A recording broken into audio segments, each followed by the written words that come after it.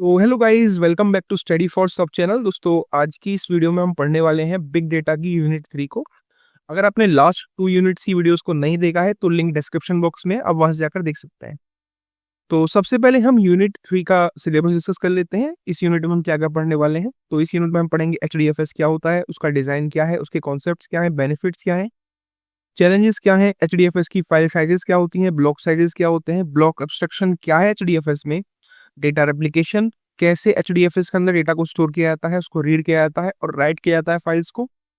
तो ये सारा का सारा हम इस यूनिट के अंदर पढ़ने वाले हैं। हर एक चीज को मैं आपको आराम से डीप में पढ़ाऊंगा, आपको कोई दिक्कत लेने की जरूरत ही नहीं है। और वीडियो को एंड तक जरूर देखिएगा, क्योंकि अगर आप वीडियो को एंड तक नहीं देखते हैं तो आपके कॉन्सेप्ट्स रह जाएंगे। इसीलिए प्लीज वीडियो को एंड तक जरूर देखिएगा। एक बार पॉज करके सिलेबस पढ़ लीजिए। चलिए शुरू करते हैं।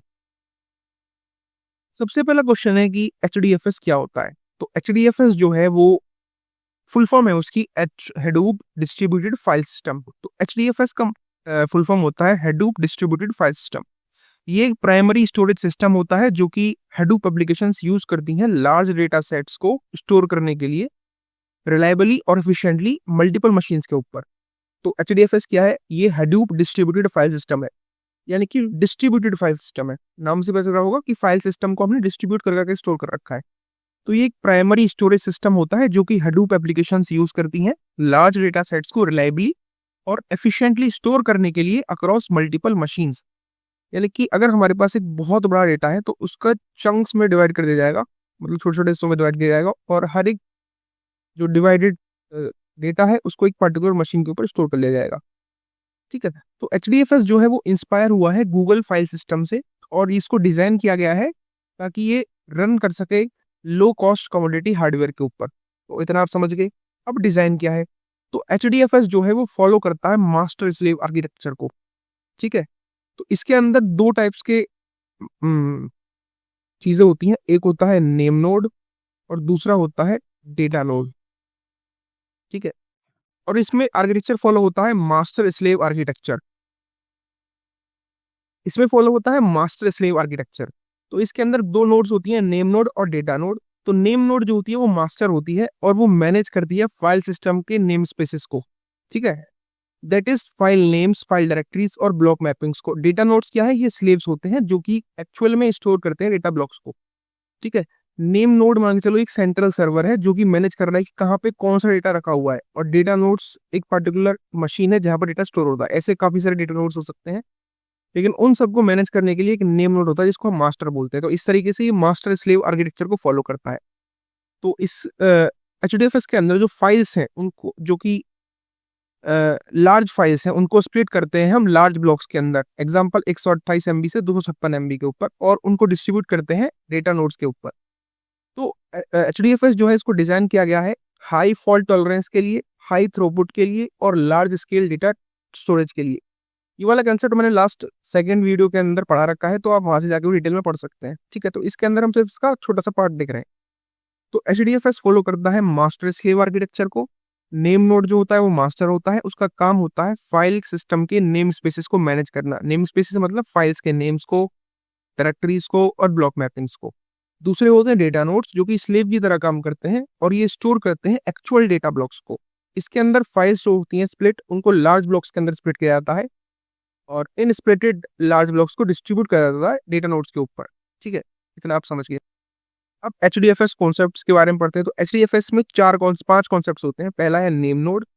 तो नेम नोड स्टोर करता है मेटाडाटा को, या फाइल्स के मेटाडाटा को, जैसे कि फाइल की परमिशंस को, ब्लॉक की लोकेशंस को, डायरेक्टरी स्ट्रक्चर को। और ये कोई भी एक्चुअल डेटा को स्टोर नहीं करता है name node. Name node basically रास्ता बताता है कि कहाँ पे कौन सा डेटा स्टोर कर रखा है और उसको मैनेज करता है। डेटा नोड्स जो होते हैं ये एक्चुअल में डेटा ब्लॉक्स स्टोर करते हैं। ठीक है।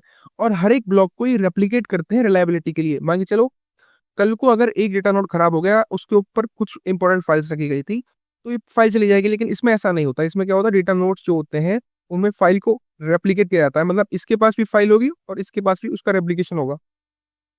ठीक है। तीसरा कॉन्सेप्ट है ब्लॉक। तो स्मॉलेस्ट यूनिट जो होती है स्टोरेज की एचडीएफएस के अंदर, उसको हम ब्लॉक बोलते हैं। एक लार्ज फाइल को हम स्प्लिट करते हैं ब्लॉक्स में जो कि डिस्ट्रीब्यूट की जाती हैं और उनको स्टोर किया जाता है डेटा नोड के ऊपर।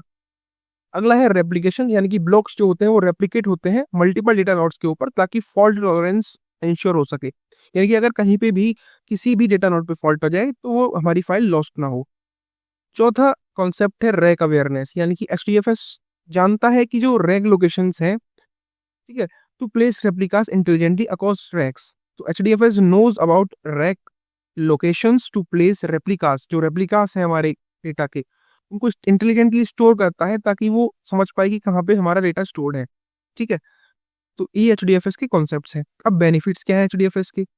तो एचडीएफएस का पहला बेनिफिट है फॉल्ट टॉलरेंस। एचडीएफएस में हम जो डेटा के ब्लॉक्स हैं उनको रेप्लिकेट करते हैं, उनकी कॉपी रखते हैं, तो अगर एक भी नोड फेल हो जाती है तो डेटा हमारे पास फिर भी एक्सेसिबल रहेगा। ये तो बहुत बड़ा बेनिफिट है।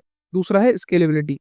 तो एचडीएफएस का जो क्लस्टर है उसको हम बड़ा कर सकते हैं जितना हम चाहें, क्योंकि हम इसमें सिर्फ नोड्स ही ऐड करने हैं बिना किसी डाउन टाइम के। ठीक है, तो स्केलेबल है। तीसरा, इसका थ्रूपुट बहुत हाई है क्योंकि ये ऑप्टिमाइज्ड है for streaming access to large data sets, यानी कि इसके ऊपर हम लार्ज डेटा सेट्स को ऑप्टिमाइज कर सकते हैं और उनकी फास्टर प्रोसेसिंग कर सकते हैं, इसलिए हाई थ्रूपुट देता है। चौथा, ये कॉस्ट इफेक्टिव है क्योंकि ये इनएक्सपेंसिव कमोडिटी हार्डवेयर के ऊपर चलता है। पांचवा है डेटा की लोकेलिटी, यानी कि इसमें जो कंप्यूटेशन है वो अ, सही चलती है क्योंकि हमको पता होता है कहाँ पे कौन सा डेटा स्टोर है, और उसको पता करने के लिए हमारे पास क्या होता है, नेम नोड, जो बेसिकली नेम नोड क्या करता है, पूरा पूरा संभालता है कि कहाँ पे कौन सा डेटा स्टोर है। इसकी वजह से परफॉर्मेंस बढ़ जाती है। तो ये बेनिफिट्स है एचडीएफएस के। पहला है फॉल्ट टॉलरेंस, दूसरा ये स्केलेबल होता है, तीसरा ये हाई थ्रूपुट देता है, चौथा ये कॉस्ट इफेक्टिव है, और पांचवा इसके अंदर हमको डेटा की लोकेलिटी का पता होता है। ठीक है, अगला है चैलेंजेस क्या है एचडीएफएस के ऊपर। तो एचडीएफएस जो है वो रियल टाइम प्रोसेसिंग के लिए सूटेबल नहीं है, क्योंकि ये सिर्फ बैच प्रोसेसिंग के लिए ही बेस्ट होता है, ना कि लो लेटेंसी ऑपरेशंस के ऊपर। दूसरा, इसमें स्मॉल फाइल इश्यू होता है, यानी कि अगर हम टू मैनी स्मॉल फाइल जो होती हैं वो क्या कर देंगी, वो नेम नोड की मेमोरी को ओवरवेलम कर देंगी, यानी कि इसके अंदर सिर्फ हमको लार्ज फाइल्स को स्टोर करना है। छोटे फाइल्स के लिए थोड़ा सही नहीं है सिस्टम, क्योंकि इससे इसकी एफिशिएंसी कम हो जाती है। तीसरा, सिक्योरिटी लिमिटेशन है इसके अंदर, क्योंकि इसके अंदर हम एक रिक्वायरमेंट है बाकी सारे टूल्स की, जैसे कि कैरबेरोस या अपाची रेंजर की सिक्योरिटी के लिए। चौथा, ये सिंगल पॉइंट ऑफ फेलियर है। अगर नेम नोड फेल हो गया, डेटा नोड फेल होने से कोई दिक्कत नहीं है, लेकिन अगर सेंट्रल यानी कि मास्टर फेल हो गया तो पूरा का पूरा सिस्टम जो है वो स्टॉप हो जाएगा। ठीक है, तो ये एक बहुत बड़ा चैलेंज है। अब फाइल साइजेस क्या होते हैं एचडीएफएस के अंदर? एचडीएफएस जो है इसको ऑप्टिमाइज किया गया है बहुत बड़ी लार्ज फाइल्स के लिए, जो कि गीगाबाइट्स में होती हैं, टेराबाइट्स में होती हैं। इसके अंदर स्मॉल फाइल्स को अवॉइड किया जाना चाहिए या कंबाइन करके स्टोर करना चाहिए, क्योंकि इससे क्या होता है, जो लोड है वो बढ़ जाता है नेम नोड के ऊपर। इसका आइडियल यूज केस क्या है? एप्लीकेशन जो कि राइट करें डेटा को एक साथ ही या रीड करें मेनी टाइम्स। ठीक है, ये इसका आइडियल यूज केस है। आइडियल यूज केस क्या है कि applications that write data once and read many times, यानी कि एक बार ही डेटा को स्टोर कर दें और कितनी बार उसको रीड करते रहें, उससे कोई दिक्कत नहीं है। ठीक है, लेकिन स्टोर एक बार में होना चाहिए, छोटी छोटी फाइल्स नहीं होनी चाहिए स्टोर, बड़ी फाइल्स होनी चाहिए। चौथा, ब्लॉक साइजेस क्या है एचडीएफएस में? तो एचडीएफएस के अंदर फाइल्स जो होती हैं उनको हम लार्ज ब्लॉक्स के अंदर स्प्लिट कर देते हैं। तो लार्ज ब्लॉक यानी कि 128 MB का एक पर्टिकुलर ब्लॉक होता है, उसकी स्मॉलेस्ट वो है ये साइज।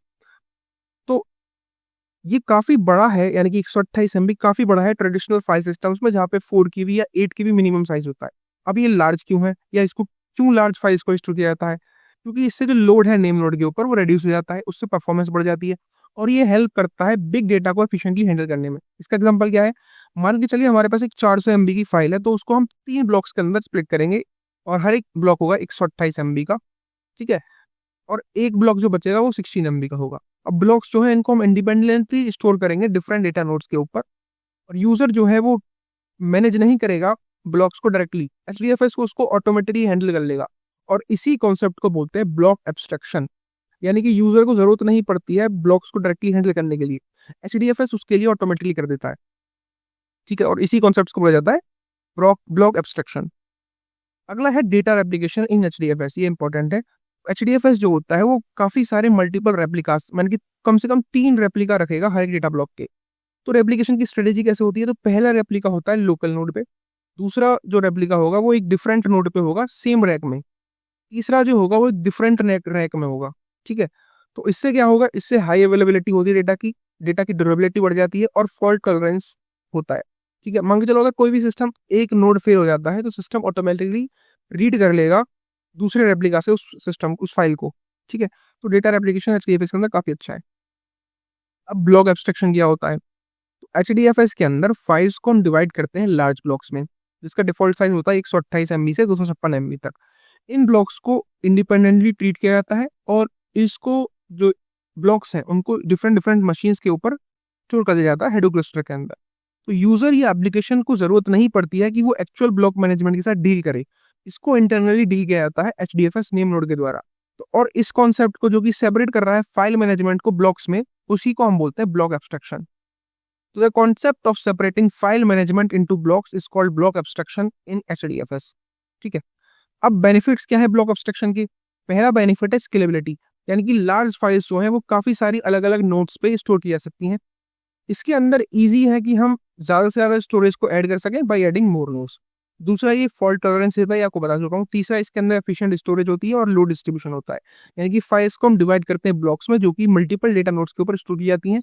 ये अलाउ करता है पैरेलल प्रोसेसिंग को भी और बेटर रिसोर्स यूटिलाइजेशन को भी। चौथा, इसमें सिंप्लीफाइड डेटा मैनेजमेंट होता है, यानी कि HDFS को जरूरत नहीं है कि वो हर एक बाइट या किलोबाइट का ट्रैक रखे, बस ब्लॉक्स का ट्रैक रखती है वो। ठीक है, हर एक बाइट या किलोबाइट का ट्रैक देखा जाएगा। डेटा का 128 MB का ब्लॉक होगा, उस पर्टिकुलर ब्लॉक का ही ट्रैक रखा जाएगा, जिसकी वजह से नेम नोड जो है वो एफिशिएंट बन जाता है और लेस ओवरलोडेड होता है। पांचवा, इसके अंदर ऑप्टिमाइज डेटा एक्सेस होता है, यानी कि प्रोसेसिंग जो होती है वो कभी भी हो सकती है जहां पे ब्लॉक स्टोर्ड है, जिसकी वजह से नेटवर्क ट्रैफिक रिड्यूस हो जाता है। ठीक है, इतना आप समझ गए होंगे। अब HDFS स्टोर कैसे करता है डेटा को, ये एक प्रोसेस है, ये क्वेश्चन आ जाता है। इस क्वेश्चन को थोड़ा ध्यान से पढ़िएगा, तो स्टेप बाय स्टेप समझेंगे। पहला स्टेप होता है जहां पे फाइल को स्प्लिट किया जाता है ब्लॉक्स के अंदर। हमारे पास एक बहुत बड़ी फाइल आई, ठीक है, अब उस फाइल को कैसे स्टोर करेगा HDFS? तो पहला फाइल होगा, मतलब मान के चलो आपके पास 500 MB की फाइल आ गई। अब 500 MB की फाइल का क्या करेगा HDFS? वो उसको ऑटोमेटिकली डिवाइड करेगा लार्ज ब्लॉक्स में, और हर एक ब्लॉक 128 MB मिनिमम साइज का हो या 256 MB का हो सकता है। 128 MB से 256 MB के बीच में कहीं पे भी हो सकता है वो ब्लॉक। अब जब ब्लॉक डिवाइड हो चुके हैं तो उसके बाद मेटा डेटा मैनेज होगा नेम नोड के द्वारा। तो नेम नोड जो होगा वो ट्रैक रखेगा कि कौन से ब्लॉक जो है कौन सी फाइल को बिलोंग करता है और कहाँ पे ये ब्लॉक्स को स्टोर किया गया है। लेकिन ये एक्चुअल डेटा को स्टोर नहीं करता है, ये सिर्फ कहाँ पे कौन सा ब्लॉक रखा गया है उसको स्टोर करेगा। तीसरा, जब इसने ये बना लिया कि कहाँ पे कौन सा स्टोर करना है, तो डेटा स्टोर होगा डेटा नोड्स के अंदर। तो एक्चुअल जो फाइल डेटा है वो ब्लॉक्स के फॉर्म में वो स्टोर होगा मल्टीपल डेटा नोड्स के ऊपर, जो कि एक वर्कर मशीन की तरह काम करती है क्लस्टर के अंदर।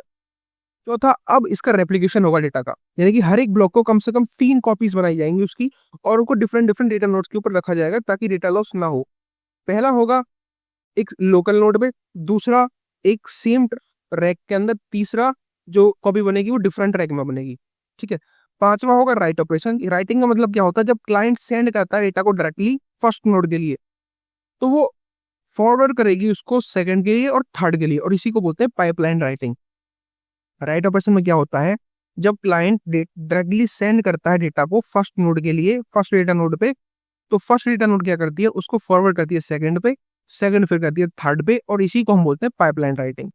छठा जो इसमें है एक्नॉलेजमेंट। जब सारे ब्लॉक्स रिटर्न हो चुके हैं, रेप्लिकेट हो चुके हैं, तो सिस्टम कंफर्म करता है कि फाइल हम जो है स्टोर कर दी है सक्सेसफुली। तो इस तरीके से पूरी की पूरी HDFS के अंदर डेटा स्टोर किया जाता है। आई होप इतना आप समझ गए होंगे। अब HDFS राइट ऑपरेशंस क्या होते हैं, स्टेप बाय स्टेप समझते हैं। तो क्लाइंट कॉन्टेक्ट करता है नेम नोड को कि उसको एक रिक्वेस्ट करनी है फाइल की राइटिंग के लिए। तो नेम नोड क्या करेगा? पहले चेक करेगा मेटाडेटा को, जैसे कि परमिशंस हो गए, या असाइन करेगा डेटा नोड्स को ब्लॉक्स के लिए। उसके बाद फाइल जो होगी वो स्प्लिट कर दी जाएगी ब्लॉक्स में। क्लाइंट राइट करेगा हर एक ब्लॉक को फर्स्ट डेटा नोड के ऊपर, जो कि फिर बाद में फॉरवर्ड हो जाएगी सेकंड और थर्ड पे, जिसको पाइपलाइनिंग बोलते हैं। जब सारे रेप्लिकास लिख जाएंगे, रिटर्न हो जाएंगे या स्टोर हो जाएंगे, डेटा नोड सेंड करेगा एक्नॉलेजमेंट क्लाइंट को कि उसके सारे के सारे जो वो है वो सब सक्सेसफुली क्या हो गए हैं, एक्नॉलेज हो गए। छठे स्टेप में क्या होगा? नेम नोड अपडेट करेगा मेटा डेटा को कि जब हमारी राइटिंग सक्सेसफुल हो चुकी है। ठीक है, वो ये सिस्टम, इसको एक तरीके से बोल सकते हैं राइट ऑपरेशन क्या है? स्टोर करना है, स्टोर कर रहे हैं डेटा को। तो क्लाइंट क्या करेगा? नेम नोड के पास जाएगा कि भाई मुझे ये फाइल स्टोर करनी है। अब नेम नोड में उसकी मेटाडेटा चेक करेगा, जैसे कि परमिशंस या डेटा नोड्स को असाइन करना है कौन से ब्लॉक के लिए। उसके बाद ऑटोमेटिकली फाइल सिस्टम्स जो है वो पूरी बड़ी फाइल है उसको ब्लॉक्स में स्प्लिट कर देगा। तो क्लाइंट राइट करेगा हर एक ब्लॉक को, जो कि फर्स्ट डेटा, मतलब इस क्लाइंट क्या करेगा? हर एक ब्लॉक को पहले डेटा नोड के पास भेजेगा, पहला डेटा नोड क्या करेगा? वो दूसरे के पास भेजेगा, दूसरा फिर तीसरे के पास भेज देगा। ठीक है, इस तरीके से पाइपलाइनिंग हो जाएगी। अब क्या होगा? जब ये पाइपलाइनिंग हो चुकी है, तो सारे के सारे रेप्लिकास बन चुके हैं, यानी कि फर्स्ट नोड के पास भी एक रेप्लिका, सेकंड के पास भी और थर्ड के पास भी। जब ये सारे के सारे रेप्लिकास रिटर्न हो जाएंगे यानी कि स्टोर हो जाएंगे, तो डेटा नोड क्या करेगी, वो एक एक्नॉलेजमेंट भेजेगी क्लाइंट के पास। ठीक है, फिर नेम नोड अपडेट करेगा मेटाडेटा को जब ये पूरी की पूरी राइटिंग सक्सेसफुल हो चुकी है। इसमें इंपॉर्टेंट कौन कौन सी याद रखने हैं आपको, ये लिख के आने एग्जाम में, पाइपलाइन राइटिंग। तो डेटा फ्लो करता है क्लाइंट से डेटा नोड 1 के ऊपर, डेटा नोड 1 से डेटा नोड 2 के ऊपर, डेटा नोड 2 से डेटा नोड 3 के ऊपर। दूसरा आपको याद रखना है रेप्लिकेशन, जो इसका मतलब होता है फॉल्ट टॉलरेंस के लिए रेप्लिकेशन किया जाता है डेटा का हमारे HDFS के अंदर, यानी कि कम से कम 3 कॉपीज पर ब्लॉक बनाई जाती हैं। आई होप इतना आप समझ गए होंगे। बहुत सिंपल कॉन्सेप्ट है, पूरे के पूरे सेम ही कॉन्सेप्ट यूज हो रहा है। अब HDFS रीड ऑपरेशन क्या होता है, स्टेप बाय स्टेप समझते हैं।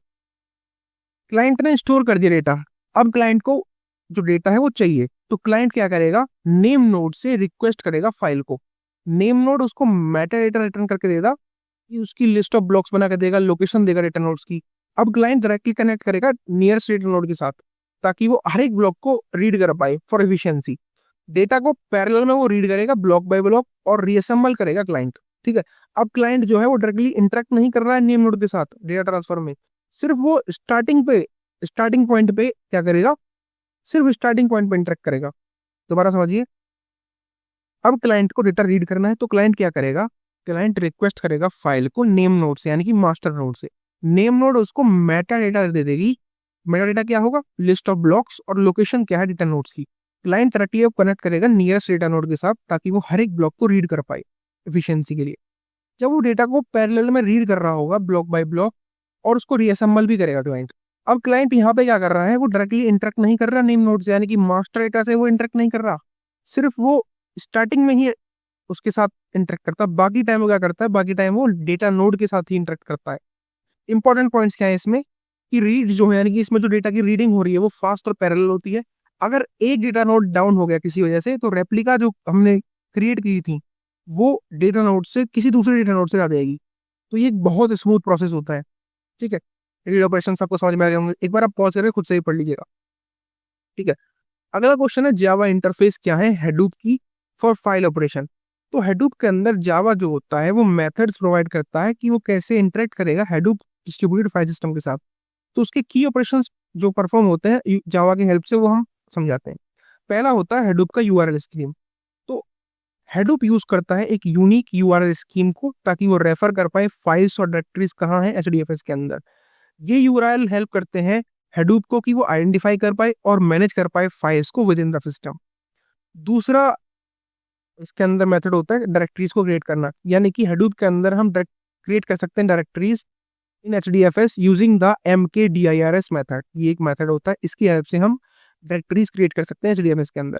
ये मेथड इंश्योर करता है कि सारे के सारे नेसेसरी पेरेंट डायरेक्टरीज हैं क्रिएटेड हो जाएंगे। अगर कोई भी डायरेक्टरी ऑलरेडी एग्जिस्ट करती है तो उसको रिक्रिएट नहीं किया जा सकता। ठीक है, तो ये डायरेक्टरीज क्रिएट करके हम इंटर कर सकते हैं हैडूप डिस्ट्रीब्यूटेड फाइल सिस्टम के अंदर जावा की हेल्प से। ठीक है, तीसरा डिलीटिंग फाइल्स और डायरेक्टरीज। अगर हम फाइल्स या डायरेक्टरीज को रिमूव करना चाहते हैं तो हम डिलीट मेथड का यूज करेंगे। ये मेथड हमको अलाउ करता है कि हम फाइल्स या एंटर डायरेक्टरीज को इंक्लूडिंग देयर कंटेंट्स डिलीट कर सकते हैं। इस मेथड को हम सेट कर सकते हैं डिलीट कंटेंट्स रिकर्सिवली और जस्ट द डायरेक्टरी और फाइल इटसेल्फ। ठीक है, तो होता है ओवरलोड मेथड्स। तो जावा प्रोवाइड करता है overloaded versions of methods in Hadoop, जो ऑफर करते हैं फ्लेक्सिबिलिटी कि कैसे फाइल्स और डायरेक्टरीज को हैंडल किया जाएगा, जैसे कि कौन सा डेटा या कौन सा फाइल को रिकर्सिवली डिलीट करता है या करना है या नहीं करना है। ठीक है, तो ये है जावा के इंटरफेस के कुछ ऑपरेशंस हैं, वो सिंपल ऑपरेशंस पढ़ने हैं आपको, कुछ नहीं करना। हैडूप यूआरएल स्कीम का क्या काम होता है, इसका काम होता है कि हम जो यूआरएल है वो हेल्प करेगा हैडूप के अंदर कि कैसे वो आइडेंटिफाई करेगा और कैसे वो मैनेज करेगा फाइल्स को विद इन द सिस्टम। दूसरा, डायरेक्टरीज क्रिएट करने के लिए हम MKDIRS मेथड का यूज करते हैं। डिलीट फाइल करने के लिए हम डिलीट मेथड का यूज करते हैं। ओवरलोड मेथड में हम क्या करते हैं, ये ओवरलोड मेथड हेल्प करता है कि कैसे फाइल्स और डायरेक्टरीज को हैंडल किया जाएगा। ठीक है, जैसे कि कौन सी फाइल को डिलीट करना है हमको रिकर्सिवली। पांचवा है फाइल सिस्टम क्लास। तो एक क्लास होती है फाइल सिस्टम। तो फाइल सिस्टम क्लास जो होती है जावा के अंदर, वो प्रोवाइड करती है काफी सारे मेथड्स को, ताकि वो मैनेज कर पाए फाइल्स को HDFS के अंदर, including creating files, reading data, writing data, ये डिलीटिंग फाइल्स और डायरेक्टरीज। तो ये जावा इंटरफेस प्रोवाइड करता है। अब अगला है हैडूप कमांड लाइन इंटरफेस क्या होता है। Hadoop command line interface provide करता है एक ऐसा इंटरफेस जिसके थ्रू हम इंटरेक्ट कर सकते हैं Hadoop डिस्ट्रीब्यूटेड फाइल सिस्टम के साथ वाया टर्मिनल और कमांड प्रॉम्प्ट। ये इनेबल करता है यूजर्स को कि वो परफॉर्म कर पाएं काफी सारे वेरियस फाइल मैनेजमेंट ऑपरेशन जैसे कि लिस्टिंग, अपलोडिंग, डाउनलोडिंग और deleting files as well as managing directories. तो Hadoop कमांड लाइन इंटरफेस क्या है? एक इंटरफेस की तरह काम कर रहा है। यूजर अपना कुछ क्वेरी भेजेगा और उसको कैसे करके वो सब मैनेज हो रहा होगा, ये कमांड लाइन इंटरफेस होता है। कमांड्स के थ्रू यूजर अपनी क्वेरीज भेजेगा, ठीक है। कमांड के थ्रू ही डेटा को लिस्ट करेगा, अपलोड करेगा, डाउनलोड करेगा, डिलीट करेगा। अब Hadoop फाइल सिस्टम इंटरफेस को हम एक करके समझते हैं। तो Hadoop कमांड लाइन इंटरफेस क्या करता है? एक इंटरफेस प्रोवाइड करता है जिसके के थ्रू हम इंटरफेस इंटरेक्ट कर सकते हैं Hadoop डिस्ट्रीब्यूटेड फाइल सिस्टम के साथ वाया टर्मिनल या कमांड प्रॉम्प्ट। अगला है Hadoop फाइल सिस्टम इंटरफेस क्या होता है? तो Hadoop file system interface allow करता है यूजर्स को कि वो इंटरेक्ट कर पाए different type of file systems के साथ, including HDFS, local file systems या क्लाउड स्टोरेज। ये प्रोवाइड करता है कॉमन सेट ऑफ ऑपरेशंस जो कि हेल्प करते हैं रीडिंग के लिए डेटा की, राइटिंग के लिए, डिलीटिंग के लिए और चेक करने के लिए कि हमारी फाइल है या नहीं है, या हमारी डायरेक्टरीज है या नहीं है। तो इसमें कौन कौन से कॉन्सेप्ट्स होते हैं हम एक करके पढ़ते हैं। अब इसके अंदर कौन कौन सी चीजें होती हैं हम एक करके पढ़ने वाले हैं। पहली होती है फाइल सिस्टम क्लास। ये क्लास प्रोवाइड करती है मेथड्स को फाइल ऑपरेशंस के लिए, यानी कि मेथड्स प्रोवाइड करती है कैसे हम फाइल ऑपरेशंस कर सकते हैं। फाइल ऑपरेशंस जैसे कि डेटा को क्रिएटिंग फाइल्स, रीडिंग फाइल्स या डिलीटिंग फाइल्स। दूसरी होती है path class. Path class represent करती है फाइल्स की लोकेशन को या डायरेक्टरीज की लोकेशंस को फाइल सिस्टम के अंदर। तीसरे होते हैं ऑपरेशंस। तो कॉमन इंप्रेशन ऑपरेशन जैसे कि डायरेक्टरीज को क्रिएट करना, फाइल एग्जिस्टेंस को चेक करना, फाइल्स को डिलीट करना, कॉपी करना डेटा को between local and Hadoop file system, ये ऑपरेशंस परफॉर्म होते हैं। चौथा है कॉन्फ़िगरेशन। कॉन्फ़िगरेशन में क्या होता है? फाइल सिस्टम सेटिंग्स जो हैं वो यूजुअली कॉन्फ़िगर की जाती हैं with the help of Hadoop configuration files, जो कि एंश्योर करते हैं करेक्ट कनेक्शन को HDFS के साथ या बाकी सिस्टम्स के साथ। तो ये इंटरफेस क्या करता है? ये एब्स्ट्रैक्ट करता है अंडरलाइंग स्टोरेज सिस्टम्स को, जिसकी वजह से यूजर को इजी पड़ जाता है कि वो वर्क कर पाए डिफरेंट स्टोरेज बैकएंड्स के साथ एक कंसिस्टेंट मैनर में। ये की रोल प्ले करता है कि एंश्योर कर पाए कि जो एप्लीकेशन है वो रीड कर पाएगा और राइट कर पाएगा डेटा को efficiently across a variety of file systems, ठीक है। एक बार आप पॉज करके खुद से भी पढ़िएगा। आप जब भी मतलब कोई कॉन्सेप्ट समझाऊं उसके बाद एक बार खुद से एक बार पढ़ लीजिएगा ना, तो आपको इजीली समझ में आ जाएगा और आपको रिवाइज करने की भी जरूरत नहीं पड़ेगी। बहुत इजी कॉन्सेप्ट्स हैं, बहुत इजी कॉन्सेप्ट्स हैं, ठीक है। और अगर यार प्लीज सबको सब्सक्राइब जरूर करो यार, क्योंकि सब्सक्राइबर्स की बहुत जरूरत है। और प्लीज शेयर करो क्योंकि आपके हेल्प की मुझे जरूरत है बहुत ज्यादा अभी इस टाइम, ठीक है। तो Hadoop फाइल सिस्टम इंटरफेस का आपने समझ लिया होगा। ये अलाउ करता है यूजर्स को कि वो इंटरेक्ट कर पाए डिफरेंट डिफरेंट फाइल सिस्टम्स के साथ, including HDFS, local file system या क्लाउड स्टोरेज। तो पूरा हमने समझा दिया है। बढ़ते हैं नेक्स्ट स्लाइड पे। डेटा इंजेक्शन क्या होता है ये भी एक इम्पोर्टेंट है, ये एग्जाम पॉइंट ऑफ व्यू से आ जाता है। तो डेटा इंजेक्शन का मतलब होता है एक प्रोसेस होता है, इसमें हम डेटा को कलेक्ट करते हैं या इंपोर्ट करते हैं डेटा को वेरियस सोर्सेज से एक सिस्टम के अंदर। डेटा इंजेक्शन मतलब डिफरेंट डिफरेंट सोर्सेज से हमने क्या किया, डेटा को कलेक्ट किया, अब उसको हमने सिस्टम के अंदर डाल दिया या इंपोर्ट कर दिया, ठीक है। सच एज डेटाबेस या data warehouse for further analysis and processing. तो पहला स्टेप जो है उसको बोलते हैं डेटा इंजेक्शन। यहाँ पे हम क्या कर रहे होते हैं, ये एक प्रोसेस है डेटा को कलेक्ट करने का, डेटा को इंपोर्ट करने का वेरियस सोर्सेज से सिस्टम के अंदर, ठीक है। तो डेटा इंजेक्शन के अंदर हम basically large volume of data को ट्रांसफर कर रहे होते हैं एक प्लेटफॉर्म के ऊपर, जैसे कि Hadoop है स्टोरेज के लिए, एनालिसिस के लिए, ठीक है। ये एक प्लेटफॉर्म है Hadoop। तो डेटा इंजेक्शन का प्रोसेस क्या है? हमने डेटा को डिफरेंट डिफरेंट सोर्सेज से कलेक्ट किया और उसको हमने इंपोर्ट कर दिया इस Hadoop के ऊपर, और ये जो पूरा प्रोसेस है इसको बोलते हैं डेटा का इंजेक्शन। अब चैलेंजेस क्या है डेटा इंजेक्शन की? पहला है डेटा वॉल्यूम, यानी कि लार्ज अमाउंट ऑफ डेटा को एक टाइमली और एफिशिएंट मैनर के अंदर हैंडल करना डेटा इंजेक्शन में डिफिकल्ट हो सकता है। पहला चैलेंज है डेटा वॉल्यूम हैंडल करना। दूसरा डेटा की variety, different types of data होता है, स्ट्रक्चर्ड होता है, सेमी स्ट्रक्चर्ड होता है, अनस्ट्रक्चर्ड होता है, तो इसको इंजेस्ट करना प्रॉपरली भी बहुत ज़्यादा चैलेंजिंग है। तीसरा है डेटा की वेलोसिटी, यानी कि डेटा जो आया है हमारे पास वो हाई स्पीड्स में भी आ सकता है और उसके लिए हमको रियल टाइम प्रोसेसिंग और इंजेक्शन की रिक्वायरमेंट होती है, ठीक है। चौथा है डेटा की क्वालिटी, यानी कि डेटा की कंसिस्टेंसी होनी चाहिए, डेटा की एक्यूरेसी होनी चाहिए और कंप्लीटनेस होनी चाहिए पूरे के पूरे इंजेक्शन प्रोसेस के अंदर। ये भी एक बहुत बड़ा चैलेंज है। पांचवा चैलेंज है कि मल्टीपल सोर्सेज से कैसे हम डेटा को इंटीग्रेट करेंगे, यानी कि हम वेरियस सोर्सेज जैसे कि डेटाबेसेस हैं, सोशल मीडिया है या आईओटी डिवाइसेस हैं, उनको हम कैसे इंटीग्रेट करेंगे एक यूनिफाइड फॉर्मेट में। ये चैलेंजेस हैं डेटा इंजेक्शन के। अब डेटा इंजेक्शन क्या होता है फ्लूम के अंदर? तो अपाची फ्लूम एक डिस्ट्रीब्यूटेड और reliable data injection service designed है, जिसके थ्रू हम कलेक्ट कर सकते हैं, एग्रीगेट कर सकते हैं और लार्ज अमाउंट ऑफ डेटा को मूव कर सकते हैं, जो कि स्ट्रीमिंग डेटा होगा हेडूप के अंदर। इसके लिए हम अपाची फ्लूम्स का यूज करते हैं। अपाची फ्लूम एक डिस्ट्रीब्यूटेड और रिलायबल डेटा इंजेक्शन सर्विस है, जिसको डिजाइन किया गया है large amounts of streaming data को कलेक्ट करने के लिए, एग्रीगेट करने के लिए और मूव करने के लिए हेडूप के अंदर। अब इसके अंदर कैसे काम करता है डेटा इंजेक्शन फ्लूम के अंदर? पहला होता है सोर्स, यानी कि डेटा जहां इंजेस्ट हो रहा होगा काफी सारे सोर्सेस से, जैसे कि लॉग फाइल्स, वेबसाइट या स्ट्रीमिंग सर्विसेज। ठीक है। दूसरा है चैनल। अब इस डेटा को ट्रांसफर किया जाएगा एक चैनल के थ्रू, जैसे कि मेमोरी हो सकती है, फाइल चैनल हो सकता है, ताकि उसका एक रिलायबल डेटा फ्लो हो। अगला है सिंक। तो डेटा फाइनली सेंड कर दी जाती है डेस्टिनेशन के पास, सच एज एचडीएफएस या बाकी सारे storage system for further processing analysis. चौथा है फ्लो कॉन्फ़िगरेशन। तो फ्लूम जो है वो यूज करता है कॉन्फ़िगरेशन फाइल्स को, ताकि वो डिफाइन कर पाए डेटा के फ्लो को from the source to sink. ठीक है। तो डेटा इंजेक्शन वर्क कैसे करता है? ठीक है। पहला होता है सोर्स, फिर वो चैनल के थ्रू सिंक होता है, और इस पूरी जो ये फ्लो है इसको फ्लो कॉन्फ़िगरेशन बोलते हैं। फ्लो कॉन्फ़िगरेशन, इतना आप समझ गए होंगे। ठीक है। सोर्स में क्या हो रहा है? सोर्स में डेटा को इंजेस्ट कर रहे हैं हम काफी सारे सोर्सेज से। वो सोर्स लॉग फाइल्स हो सकती हैं, वेबसाइट हो सकती है, स्ट्रीमिंग चैनल सर्विसेज हो सकते हैं। चैनल क्या है? चैनल एक एक मेथड है, एक तरीका है, ठीक है, एक वे है, एक रास्ता है जिसके थ्रू सोर्स से सिंक की तरफ डेटा को फाइनली भेजा जा रहा है। सिंक में क्या हो रहा है? सिंक फाइनल डेस्टिनेशन है, ठीक है, जहां पर ये डेटा स्टोर होगा फर्दर प्रोसेसिंग और एनालिसिस के लिए। और ये पूरा का पूरा कैसे काम कर रहा है, इस कॉन्फ़िगरेशन को बोलते हैं फ्लो कॉन्फ़िगरेशन। तो फ्लो टिपिकली यूज की जाती है रियल टाइम डेटा इंजेक्शन के लिए, जहां पर डेटा कंटिन्यूअसली स्ट्रीम हो रहा होता है और कंटिन्यूअसली स्टोर हो रहा होता है लेटर प्रोसेसिंग के लिए। आई होप इतना आप समझ गए होंगे। अगला है डेटा इंजेक्शन विद स्कूप। ठीक है।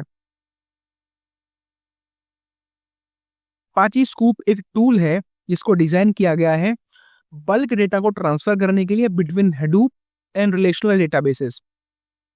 For example my SQL, Oracle, SQL server. दोस्तों, मैं आपको एक बात और बताना चाहूंगा, आपको शायद बैकग्राउंड नॉइसेस आ रहे होंगे क्योंकि यहाँ पे कंस्ट्रक्शन वर्क बहुत ज़्यादा चल रहा है, तो उसके लिए मैं आपसे माफ़ी चाहूंगा। प्लीज़ फिर भी अ, शुरुआत से एंड तक देखिएगा वीडियो को, सॉरी फॉर दैट। तो अपाची स्कूप क्या है? अपाची स्कूप एक टूल है जिसको डिजाइन किया गया है बल्क डेटा को ट्रांसफर करने के लिए between Hadoop and relational databases.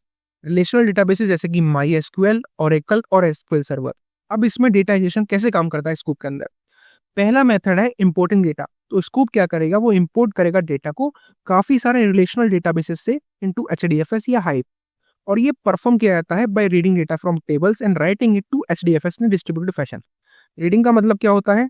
Data को देखना, डेटा को ग्रैब करना। जब हम गूगल पर टाइप करते हैं तो यानी कि हम डेटा को रीड कर रहे हैं, और जब हम गूगल को अपलोड कर, मांगे चलो हम क्या कर रहे हैं, यूट्यूब का ले लेते हैं एग्जाम्पल। यूट्यूब पर जब हम अपनी वीडियो को अपलोड करेंगे तो वो होगा राइटिंग मेथड, और जब हम यूट्यूब से वीडियोस को सर्च करेंगे तो वो होगा रीडिंग मेथड। ठीक है। तो कैसे डेटा इंजेक्शन काम करता है स्कूप के अंदर? पहला है important importing data. Scoop import करता है डेटा को रिलेशनल डेटाबेसेस से एचडीएफएस के अंदर, और ये परफॉर्म किया जाता है by reading data from tables and writing it to HDFS in a distributed fashion. दूसरा है एक्सपोर्टिंग डेटा। तो स्कूप जो होता है वो एक्सपोर्ट भी कर सकता है डेटा को एचडीएफएस से back to the relational database, और ये टिपिकली यूज किया जाता है move process data from Hadoop back to the database for further business operations. इसके अंदर हम पैरेलल इंपोर्ट और एक्सपोर्ट भी कर सकते हैं, यानी कि स्कूप यूज करता है पैरेलल प्रोसेसिंग को, ताकि वो डिवाइड कर पाए इंपोर्ट और एक्सपोर्ट टास्क को अमंग मल्टीपल नोड्स, जिससे कि डेटा का इंजेक्शन फास्टर हो सके और बेटर स्केलेबिलिटी हो सके। इसको पर्टिकुलरली यूज होता है बैच इंजेक्शन के लिए, जहां पे स्ट्रक्चर डेटा जो होता है, स्कूप जो है पर्टिकुलरली यूजफुल है batch injection of structure data के लिए, जहां पे हम रिलेशनल डेटाबेसेस से हेडूप के ऊपर ही सब कुछ कर रहे होते हैं। ठीक है। तो डेटा इंजेक्शन विद स्कूप आपको समझ में आ गया होगा। ठीक है। इसके अंदर हम बल्क डेटा को ट्रांसफर कर सकते हैं हेडूप बिटवीन हेडूप एंड रिलेशनल डेटाबेस, ये दोनों तरफ से काम कर सकता है। इसके अंदर हम डेटा को इंपोर्ट भी कर सकते हैं और डेटा को एक्सपोर्ट भी कर सकते हैं, और पैरेलल इंपोर्ट और एक्सपोर्ट भी कर सकते हैं साथ के साथ। ठीक। अगला है हेडूप आर्काइव्स। क्या होता है? हेडूप आर्काइव्स एक फीचर है एचडीएफएस के अंदर, जो कि यूज किया जाता है स्मॉल स्मॉल फाइल्स को एफिशिएंटली स्टोर करने के लिए और उनको बंडल करने के लिए एक सिंगल आर्काइव फाइल के अंदर। ये रिड्यूस करता है ओवरहेड को ऑफ मैनेजिंग इस न्यूमरस स्मॉल फाइल्स इन एचडीएफएस, क्योंकि एचडीएफएस के अंदर स्मॉल स्मॉल फाइल्स को हम स्टोर नहीं कर सकते। एक इसकी वजह से नेम नोड जो होता है उसके ऊपर बहुत ज़्यादा लोड हो जाता है, ओवरलोड हो जाता है। तो हेडूप आर्काइव्स एक फीचर है जिसके अंदर एचडीएफएस स्मॉल फाइल्स को एफिशिएंटली स्टोर कर सकता है। कैसे? By bundling them. छोटी छोटी फाइल्स होंगी, उनको उनका एक पर्टिकुलर बंडल बना दिया जाएगा जहाँ पे इनको स्टोर किया जाएगा। अब इस बंडल को हम स्टोर कर सकते हैं। ठीक है, ये होता है आर्काइव फीचर के थ्रू, हेडूप के आर्काइव फीचर के थ्रू। ये आर्काइव फीचर क्या काम करता है? ये आर्काइव फीचर जो ओवरहेड होगा इन न्यूमरस स्मॉल फाइल्स को मैनेज करने का, उसको रिड्यूस कर देगा। अब ये कैसे काम करता है? स्मॉल फाइल जो होंगी उनको एक सिंगल आर्काइव फाइल के अंदर ग्रुप किया जाएगा एचडीएफएस के अंदर। फिर ये जो एक सिंगल एचएआर फाइल है, इसको एक सिंगल फाइल की तरह ट्रीट किया जाएगा और इससे स्टोरेज इंप्रूव, एफिशिएंसी इंप्रूव हो जाएगी। अब जब हम इस डेटा को एक्सेस करना चाहते हैं विद इन द एचएआर फाइल, तो वो हम यूज करते हैं उसके लिए स्टैंडर्ड हेडूप टूल्स का। ठीक है, यानी कि जब हम स्मॉल स्मॉल फाइल्स एक्सेस करना चाहते हैं तो उसके लिए हम हेडूप के स्टैंडर्ड टूल्स का यूज कर सकते हैं। इसकी लिमिटेशंस क्या है? इसके अंदर स्लोअर एक्सेस है, यानी कि एक पर्टिकुलर फाइल को जो हमने एचईआर फाइल के अंदर स्टोर कर सकती है या डेटा को निकालना बहुत थोड़ा स्लो होता है। ठीक है। दूसरा, इसके अंदर हम केवल रीड कर सकते हैं। अगर हम एक बार क्रिएट कर चुके हैं तो एचईआर फाइल्स को हम मॉडिफाई नहीं कर सकते, एक बार ही हम इसके ऊपर डेटा दे सकते हैं। दूसरा है नो कंप्रेशन। तो एचईआर जो है वो किसी भी कंप्रेशन को सपोर्ट नहीं करता है, जिसकी वजह से इसकी एफिशिएंसी लिमिट हो जाती है। चौथा, इसके अंदर मैनेजमेंट कॉम्प्लेक्सिटी होती है। और पांचवा, इसमें लिमिटेड टूल सपोर्ट होता है, क्योंकि कुछ ही हेडूप टूल्स हैं जो सपोर्ट करते हैं एचआर फाइल्स को, सारे नहीं करते।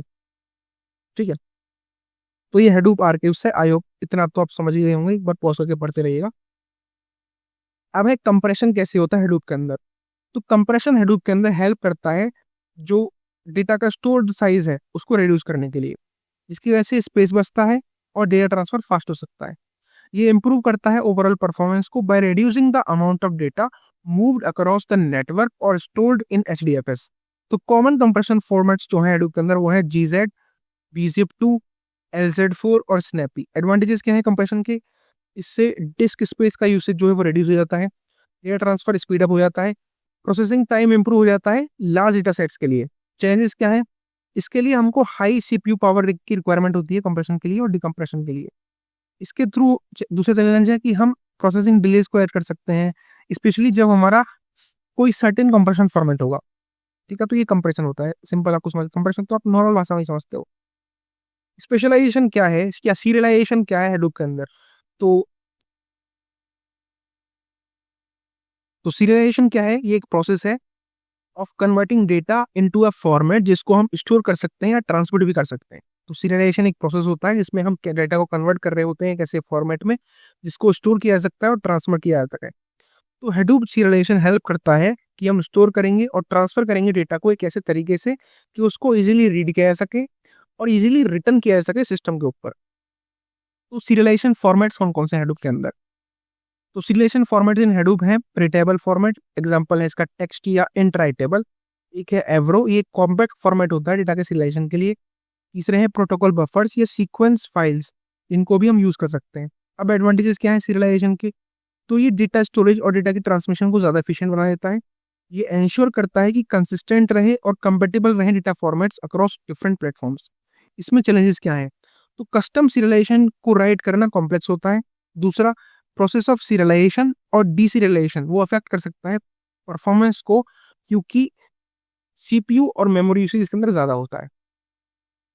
ठीक है, अब एवरो क्या है हडूप के अंदर, ये इंपॉर्टेंट है। तो एवरो एक डेटा सीरियलाइजेशन सिस्टम है जो कि हडूप यूज करता है एफिशिएंट डेटा के एक्सचेंज के लिए। ये एक तरीका प्रोवाइड करता है, कॉम्पैक्ट तरीका, फास्ट तरीका। ठीक है, it provides a compact fast binary format और उसको यूज किया जाता है डेटा को सीरियलाइज करने के लिए, स्टोरेज और ट्रांसमिशन के लिए। एवरो स्पेशली यूजफुल तब है जब हम बिग डेटा के साथ काम कर रहे हैं और ये स्कीमा इवोल्यूशन को भी सपोर्ट करता है, यानी कि हम डेटा के स्ट्रक्चर को ओवर टाइम चेंज भी कर सकते हैं इसके अंदर। तो एवरो सिंपल क्या है? ये एक डेटा सीरियलाइजेशन सिस्टम है। फीचर्स क्या है एवरो के? ये कॉम्पैक्ट और फास्ट है, क्योंकि एवरो यूज करता है बाइनरी फॉर्मेट को, जिसकी वजह से जो जिसकी वजह से क्या होता है कि ये फास्ट हो जाता है और स्मॉलर हो जाता है साइज में as compare to text based format. दूसरा, ये स्कीमा बेस्ड है, यानी कि डेटा हमेशा एक पर्टिकुलर स्कीमा के अंदर स्टोर्ड होगा। तीसरा, ये सपोर्ट करता है स्कीमा के इवोल्यूशन को, यानी कि हम विद टाइम स्कीमा को चेंज भी कर सकते हैं। चौथा, इसके अंदर इंटर ऑपरेबिलिटी भी होती है, क्योंकि एवरो जो है वो सपोर्ट करता है मल्टीपल प्रोग्रामिंग लैंग्वेज को, जैसे कि जावा, पाइथन, सी एक्सेट्रा, जिसकी वजह से ये इजियर टू वर्क है और मल्टी लैंग्वेज एनवायरनमेंट में हम इसको इजीली काम करवा सकते हैं। पांचवा, ये इंटीग्रेट कर सकता है हेडूप इकोसिस्टम के साथ। तो एवरू जो है वो वर्क करता है हेडूप टूल्स के साथ बहुत अच्छे तरीके से। हेडूप टूल्स कौन से, जैसे कि हाई मैप, पिग है या मैप रेड्यूस है। मैप रेड्यूस मैंने आपको लास्ट मिनट में पढ़ा दिया था, ठीक है। तो मैप रेड्यूस भी एक इंपॉर्टेंट है, उसको आप सेकंड यूनिट में पढ़ चुके होंगे। अगर आपने नहीं देखी है फिर भी तो प्लीज देख लीजिएगा, ठीक है। तो ये फीचर्स हैं एवरो के, आई होप इतना समझ गए होंगे। अगला, अब एवरो काम कैसे करता है? तो एवरो स्टोर करता है डेटा को एक पर्टिकुलर स्कीमा में, एक कंटेनर फाइल के अंदर। जब डेटा का राइटिंग होती है तो ये यूज करता है डिफाइंड स्कीमा को, जिससे कि वो सीरियलाइज कर पाए डेटा को एक बाइनरी फॉर्मेट में। जब रीडिंग होगी तो सिस्टम यूज करेगा स्कीमा को to deserialise the data, because both data and schema जो होते हैं वो टुगेदर स्टोर होते हैं। तो एवरो इंश्योर करता है कि डेटा जो है वो पोर्टेबल हो और सेल्फ डिस्क्राइबिंग हो। एवरो में काम कैसे हो रहा होता है? मतलब एवरो पहले क्या करेगा, जब हमारे पास कोई डेटा आएगा उसका एक स्कीमा बनाएगा, यानी कि एक स्ट्रक्चर बनाएगा। उस स्ट्रक्चर में एक कंटेनर फाइल के अंदर उस डेटा को स्टोर कर देगा। जब डेटा को स्टोर करना होगा तो पहले तो क्या करेगा, वो एक स्कीमा डिफाइन करेगा और फिर उस डेटा को सीरियलाइज करेगा बाइनरी फॉर्मेट में। जब डेटा को रीड करना होगा, यानी कि डेटा को फैच करना होगा, तो सिस्टम इस पर्टिकुलर स्कीमा का यूज करके डेटा को डीसीरियलाइज करेगा, ठीक है। अब हेडूप एनवायरनमेंट क्या होता है और कैसे हम एक हेडूप क्लस्टर को सेटअप करते हैं उसके बारे में पढ़ते हैं।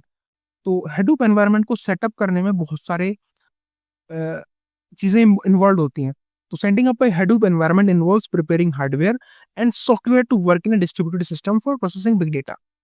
जब हम हेडूप एनवायरनमेंट को सेटअप कर रहे होंगे तो हमको हार्डवेयर और सॉफ्टवेयर दोनों को ही प्रिपेयर करना होगा कि वो डिस्ट्रीब्यूटेड सिस्टम में काम कर सकें बिग डेटा को प्रोसेस करने के लिए, ठीक। पहला है cluster specification. Before setting up हेडूप, तो हार्डवेयर एंड सॉफ्टवेयर रिक्वायरमेंट्स को पहले डिफाइन करना होगा। तो हार्डवेयर रिक्वायरमेंट्स क्या होंगी? पहला एक मास्टर नोड होगा जिसको नेम नोड बोलेंगे या रिसोर्स मैनेजर बोलेंगे। दूसरा, मल्टीपल स्लेव्स नोड होंगी जिनको हम डेटा नोड्स बोलेंगे, नोड मैनेजर्स बोलेंगे। और हर एक नोड जो होगी उसके अंदर सफिशिएंट रैम होगी, एटलीस्ट 8 GB की। अच्छा सीपीयू होगा और अच्छी स्टोरेज कैपेसिटी होगी, ठीक है। सॉफ्टवेयर रिक्वायरमेंट्स क्या है? लिनक्स बेस्ड ओएस को यूज कर सकते हैं, जावा को यूज कर सकते हैं, जो कि मैंडेटरी है हेडूप को रन करने के लिए। एसएसएच कॉन्फ़िगरेशन होना चाहिए, ठीक है। और हेडूप बाइनरी फाइल्स का यूज करेंगे, ठीक है। दूसरा मेथड है क्लस्टर सेटअप। पहला स्टेप होगा जिसकी स्पेसिफिकेशन हमने क्लस्टर की स्पेसिफिकेशन हमने डिफाइन कर ली। अब क्लस्टर सेटअप होगा। तो एक क्लस्टर को सेटअप करना मतलब सारी की सारी मशीन्स को कनेक्ट करना कि वो एक साथ काम कर सकें। सबसे पहले हमको जावा इंस्टॉल करना होगा और हेडूप को इंस्टॉल करना होगा हर एक मशीन पे। फिर हम कॉन्फ़िगर करेंगे एक सिक्योर कम्युनिकेशन को यूजिंग एसएसएच, ठीक है। जिससे क्या होगा कि मास्टर वो कंट्रोल कर पाएगा स्लेव्स को बिना किसी पासवर्ड के नीड के। इसके बाद हम असाइन करेंगे रोल्स हर एक मशीन के लिए, और जो हर एक मशीन का जो रोल है वो मास्टर के लिए एक्ट करेगा, ठीक है, कि कौन सा स्लेव होगा।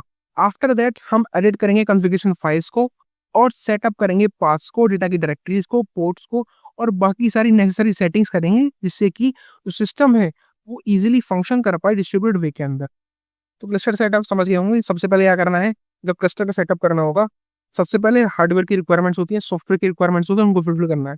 उसके बाद जब क्लस्टर सेटअप कर रहे होंगे उस समय हमको सारी की सारी मशीन्स को कनेक्ट करना है ताकि वो एक साथ काम कर पाए। तो सबसे पहले हर एक मशीन पे हमको जावा और हेडूप को इंस्टॉल करना है। उसके बाद हमको सिक्योर कम्युनिकेशन को कॉन्फ़िगर करना है यूजिंग एसएसएच, जिससे कि जो मास्टर है वो कंट्रोल कर पाएगा स्लेव्स को बिना किसी पासवर्ड के। उसके बाद हम स्लेव्स के रोल को डिफाइन करेंगे कि ये रोल ये करेगा स्लेव, और इस रोल को हम मशीन के साथ इंटरेक्ट करवाएंगे, यानी कि हम मास्टर के साथ इंटरेक्ट करवाएंगे। जब ये सब हो चुका होगा तो हम कॉन्फ़िगरेशन फाइल्स को एडिट करेंगे, सेटअप पाथ्स को एडिट करेंगे, डेटा की डायरेक्टरीज को, पोर्ट्स को और बाकी सारी नेसेसरी सेटिंग्स करेंगे, जिससे कि पूरा का पूरा फंक्शन है वो डिस्ट्रीब्यूटेड वे में चलता रहे। ठीक, उसके बाद हम करेंगे क्लस्टर का इंस्टॉलेशन। अब सेटअप भी हो चुका है तो हम इंस्टॉल करेंगे और कॉन्फ़िगर करेंगे हर एक चीज़ को। यानी कि हम इंस्टॉल करेंगे जावा और हैडूप को हर एक मशीन पे। हम एक एनवायरनमेंट वेरिएबल को सेट करेंगे लाइक जावा होम और हैडूप होम। फिर हम कॉन्फ़िगर करेंगे क्लस्टर्स को बाय सेटिंग पाथ्स और data storage settings in a required configuration files. हम इनेबल करेंगे secure communication with the help of SSH keys. एक फॉर्मेट लेंगे फाइल सिस्टम के अंदर जिससे कि हम प्रिपेयर कर पाएंगे उसको डेटा स्टोरेज के लिए। फिर हम स्टार्ट करेंगे नेसेसरी बैकग्राउंड सर्विसेज जैसे कि डेमॉन्स, जिससे कि हम बिगन इसके इससे क्या होगा कि हम क्लस्टर को इजीली यूज कर सकते हैं। ठीक है, फाइनली हम चेक करेंगे सिस्टम को with the help of command line या वेब इंटरफेस टू चेक की जो सारी चीजें वो सही काम कर रही हैं। ये एक बार आप स्टेप पढ़ लीजिएगा खुद से पॉज करके, तो आपको बहुत अच्छी तरीके से दिमाग में क्लियर हो जाएगा। आई होप आपको यहाँ तक दिक्कत तो आ नहीं रही होगी। दोबारा पढ़ लेते हैं क्लस्टर इंस्टॉलेशन को। तो जब हम सेटअप कर लेते हैं तो हम सब कुछ इंस्टॉल करेंगे और कॉन्फ़िगर करेंगे। पहले हम जावा और हैडूप को हर एक मशीन पे इंस्टॉल करेंगे। उसके बाद हम एनवायरनमेंट वेरिएबल्स को सेट करेंगे जैसे कि जावा होम या हैडूप होम। फिर हम कॉन्फ़िगर करेंगे क्लस्टर्स को bye setting paths for data storage settings in a required configuration files. फिर हम कम्युनिकेशन जो है उसको सिक्योर करेंगे with the help of SSH keys. फिर हम फॉर्मेट करेंगे फाइल सिस्टम को और उसको प्रिपेयर करेंगे डेटा स्टोरेज के लिए। जब ये सब हो चुका होगा तो उसके बाद हम नेसेसरी बैकग्राउंड सर्विसेज जिनको हम डीमंस बोलते हैं हमको स्टार्ट करेंगे और हम उस क्लस्टर को यूज करेंगे।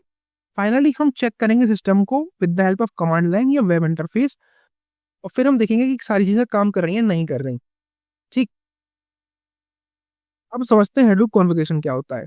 तो हैडूप कॉन्फ़िगरेशन एक इसेंशियल रिक्वायरमेंट है जिससे हम कंट्रोल कर सकते हैं बिहेवियर और परफॉर्मेंस को हैडूप कंपोनेंट्स के लाइक एचडीएफएस, यार्न या मैपरेड्यूस। तो कॉन्फ़िगरेशन सेटिंग जो होती हैं इनको हम एक्सएमएल फाइल्स में राइट करते हैं। तो की कॉन्फ़िगरेशन कौन कौन सी हैं? पहली है कोर साइट डॉट एक्सएमएल। ये कंटेन करता है सेटिंग्स को for Hadoop core like file system addresses. दूसरा है एचडीएफएस साइट डॉट एक्सएमएल। ये सेट करता है पैरामीटर्स को एचडीएफएस के लिए like replication factor, block sizes or permission settings को। तीसरा हैडूप कॉन्फ़िगरेशन है map read site dot XML. ये कॉन्फ़िगर करता है मैप रेड्यूस सेटिंग्स को जैसा एज जॉब ट्रैकर एड्रेस और नंबर ऑफ रेड्यूस टास्क। अगला है यार्न साइट एक्सएमएल। तो ये कॉन्फ़िगर करता है यार्न के पैरामीटर्स को like resource manager and node manager settings. तो प्रॉपर कॉन्फ़िगरेशन अगर हो जाती है हैडूप के अंदर तो उससे एफिशिएंट क्लस्टर ऑपरेशन एंश्योर हो जाते हैं और रिसोर्स यूटिलाइजेशन भी एंश्योर हो जाता है। ठीक, तो हैडूप कॉन्फ़िगरेशन एक बार आप पॉज करके पढ़ लीजिएगा। यानी कि हैडूप कॉन्फ़िगरेशन क्या है, ये एसेंशियल होता है जिससे हम बिहेवियर और परफॉर्मेंस जो है हैडूप कंपोनेंट्स की उनको कंट्रोल कर सकते हैं। अब सिक्योरिटी क्या है हैडूप के अंदर?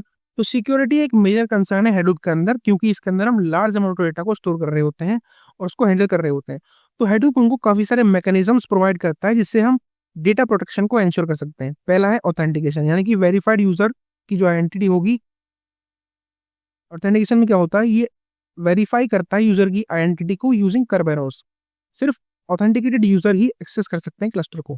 दूसरा है ऑथराइजेशन, यानी कि कंट्रोल करता है कौन से ऑपरेशंस एक ऑथेंटिकेट यूजर यूज कर सकता है या परफॉर्म कर सकता है फाइल्स या जॉब्स के ऊपर। तीसरा है एनक्रिप्शन। इसके अंदर क्या होता है, सेंसिटिव डेटा को प्रोटेक्ट किया जाता है जब उसको ट्रांसमिट कर रहे होते हैं हम नेटवर्क के थ्रू या स्टोर कर रहे होते हैं डिस्क पर। चौथा सिक्योरिटी का मेजर है फाइल एंड डायरेक्टरी परमिशंस। तो ये यूनिक्स और लिनक्स सिस्टम के सिमिलर होता है। परमिशन जो है वो सेट हो सकती हैं फाइल्स के लिए और डायरेक्टरीज के लिए जिससे कि एक्सेस रिस्ट्रिक्ट हो जाए। तो एडवांस सिक्योरिटी फीचर्स भी हम ऐड कर सकते हैं using tools like Apache Ranger and Sentry. ठीक, सिक्योरिटी इन हैडूप हमने क्लियर कर लिया है। अब है एडमिनिस्ट्रेट हैडूप। तो हैडूप एडमिनिस्ट्रेशन रेफर करता है कि कैसे हम मैनेज करेंगे और कैसे हम मेंटेन करेंगे हैडूप के क्लस्टर को। तो की रेस्पॉन्सिबिलिटीज क्या होती है एडमिनिस्ट्रेशन की? वो है पहला है मैनेजिंग क्लस्टर कंपोनेंट्स, यानी कि स्टार्टिंग और stopping Hadoop daemons like name node, data node, resource manager and node manager, इसको मैनेज करना पहला एक्टिविटी है की रेस्पॉन्सिबिलिटी। दूसरा है यूजर के मैनेजमेंट को, यानी कि यूजर के अकाउंट्स को रेट करना, उनकी फाइल परमिशंस को सेटअप करना, ये दूसरा की रेस्पॉन्सिबिलिटी है। तीसरी की रेस्पॉन्सिबिलिटी है क्लस्टर की हेल्थ को मॉनिटर करना, यानी कि इंश्योर करना कि सारे के सारे नोड जो है वो सही काम कर रहे हैं और डेटा उनका प्रॉपर्ली रेप्लिकेटेड है या नहीं है। चौथा है जॉब मैनेजमेंट, यानी कि मॉनिटर करना और कंट्रोल करना जॉब एक्सिक्यूशंस को।